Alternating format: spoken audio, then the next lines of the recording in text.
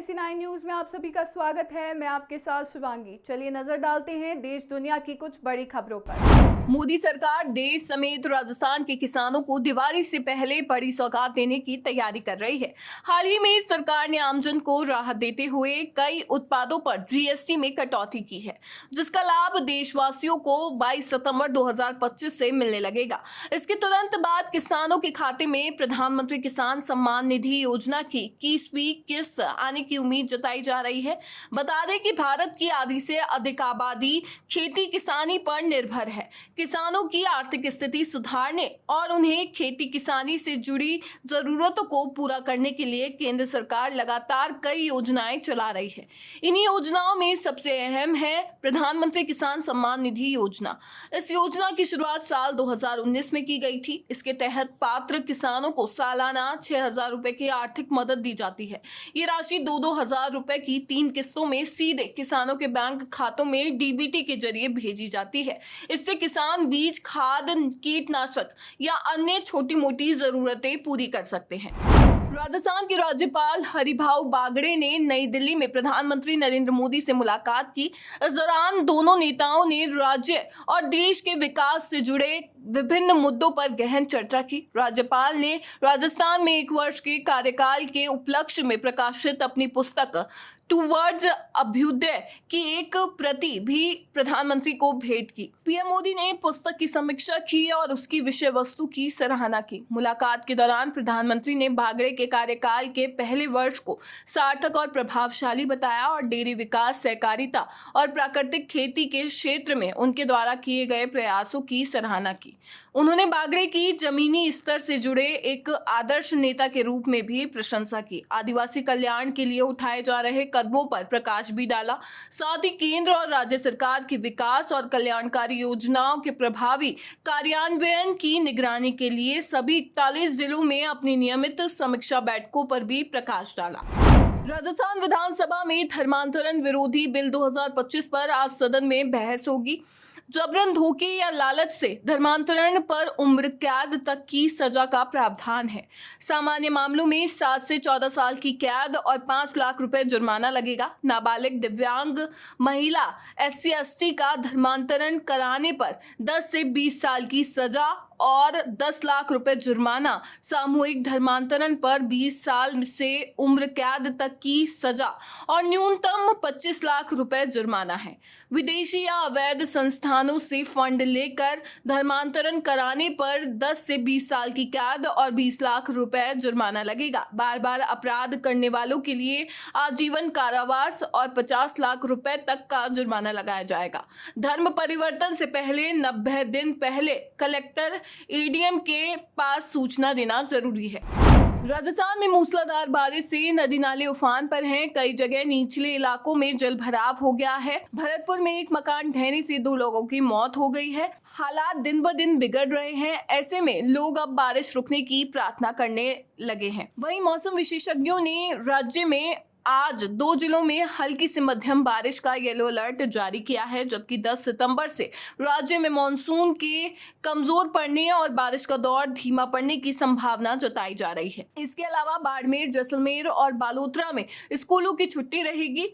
राज्य में कुछ स्थानों पर हल्की से मध्यम वर्षा दर्ज की गई है। तापमान की बात करें तो सर्वाधिक अधिकतम तापमान श्रीगंगानगर में 34.5 डिग्री सेल्सियस और न्यूनतम तापमान सिरोही में 19.2 डिग्री सेल्सियस दर्ज किया गया है। राज्य के अधिकांश भागों में हवा में आर्द्रता की औसत मात्रा 61 से 79% के मध्य दर्ज की गई है। जयपुर केंद्र के अनुसार दक्षिण पश्चिम राजस्थान के ऊपर बना अवदाब आज और अधिक तीव्र होकर गहरे अवदाब में परिवर्तित हो गया है और यह दक्षिण पूर्व पाकिस्तान और उसके आसपास के राज्य जैसे राजस्थान और भुज क्षेत्र के ऊपर स्थित है, जिससे अगले 24 घंटे में इसके धीरे धीरे आगे बढ़ने और कमजोर होकर पुनः सामान्य अवदाब में परिवर्तित होने की प्रबल संभावना है। पुलिस कमिश्नरेट जयपुर में बड़ा प्रशासनिक फेरबदल हुआ है। Police commissioner Biju George Joseph ने एक आदेश जारी कर 4 इंस्पेक्टरों का तबादला कर दिया है। ये सभी इंस्पेक्टर अब नए थानों में थाना अधिकारी एसओचओ का पदभार संभालेंगे। जिन 4 पुलिस निरीक्षकों का तबादला किया गया है उनमें दीपक त्यागी, हरि सिंह, प्रकाश राम और सुखबीर सिंह शामिल है। आदेश के मुताबिक ये फैसला प्रशासनिक कारणों से लिया गया है और इसका उद्देश्य शहर में कानून व्यवस्था को और बेहतर बनाना है। दीपक त्यागी जो पहले करनी विहार पुलिस स्टेशन में थे, अब उन्हें भट्टा बस्ती थाने का थाना अधिकारी बनाया गया है। हरि सिंह को अशोकनगर थाने से एयरपोर्ट थाने भेजा गया है। प्रकाश राम को शास्त्रीनगर से लालकोठी थाने की जिम्मेदारी मिली है। वहीं सुखबीर सिंह को, जिनका पहले करनी विहार पुलिस स्टेशन में पदस्थापन था, अब उन्हें सिंधी कैंप थाने का थाना अधिकारी बनाया गया है।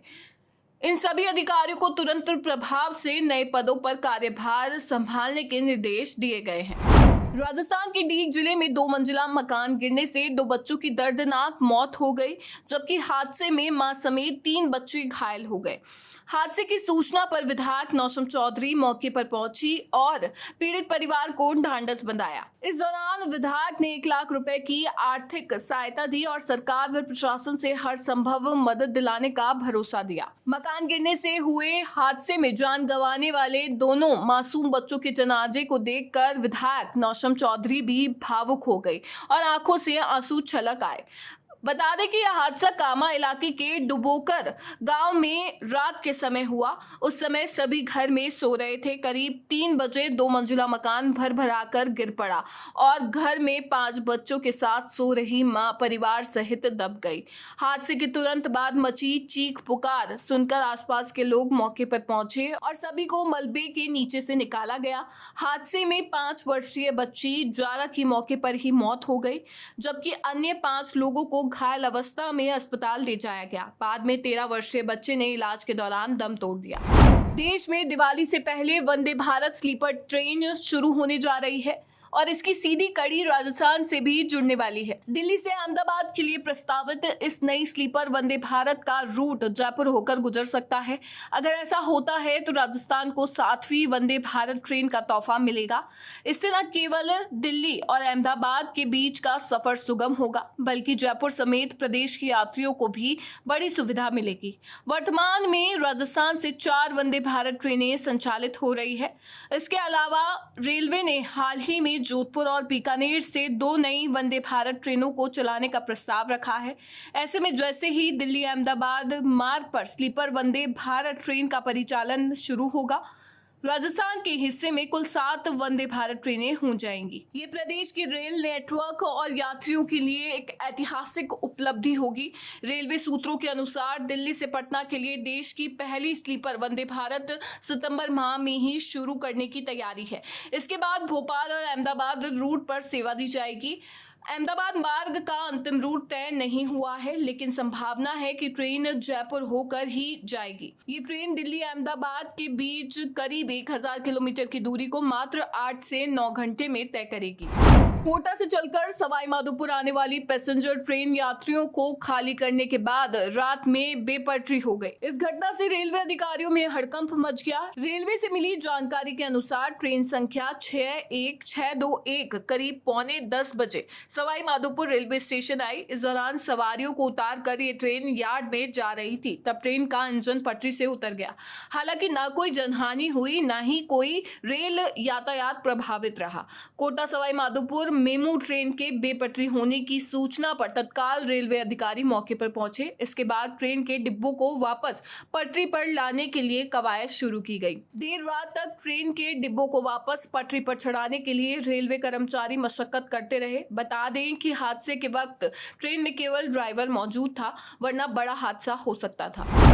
देश के नए उपराष्ट्रपति के चुनाव के लिए पिछले कई दिनों से तैयारियां चल रही थी, जिसके बाद आज वोटिंग जारी है, जिसमें दोनों सदनों के सदस्य वोट डालने के लिए पहुंचे हैं। इस कड़ी में सबसे पहले पीएम नरेंद्र मोदी ने वोट किया। उपराष्ट्रपति चुनाव के लिए मतदान सुबह 10 बजे शुरू हुए, जो शाम 5 बजे तक चलेंगे। आज देर शाम को नतीजे घोषित होने की उम्मीद है। एनडीए और विपक्षी दलों की तरह से कई दिन पहले ही अपने उम्मीदवारों का ऐलान कर दिया गया गया था, जिसमें सीपी राधाकृष्णन सत्तारूढ़ राष्ट्रीय जनतांत्रिक गठबंधन के उम्मीदवार हैं, जिनका सीधा मुकाबला विपक्ष के प्रत्याशी सुदर्शन रेड्डी से है। इस बार दोनों उम्मीदवार दक्षिण भारत से है। राधाकृष्णन तमिलनाडु से जबकि रेड्डी तेलंगाना से हैं।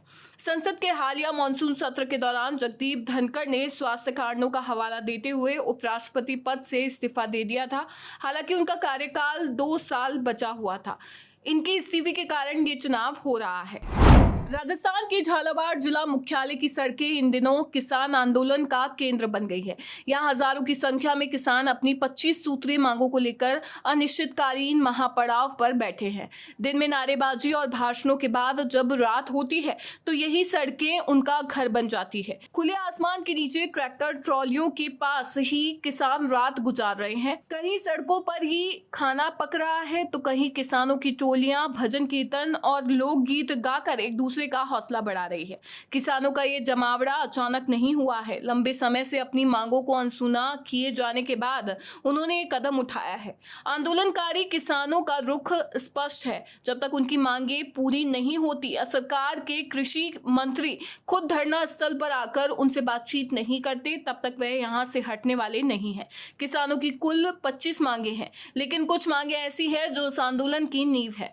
इनमें सबसे प्रमुख मांग फसल की लागत के आधार पर लाभकारी मूल्य तय करने की है। किसानों का कहना है कि खेती अब घाटे का सौदा बनती जा रही है और जब तक उन्हें उनकी मेहनत और लागत का सही मूल्य नहीं मिलेगा, उनकी आर्थिक स्थिति नहीं सुधरेगी। NSE9 न्यूज में फिलहाल इतना ही। आगे की खबरों से अपडेट रहने के लिए बने रहिए NSE9 न्यूज के साथ। नमस्कार।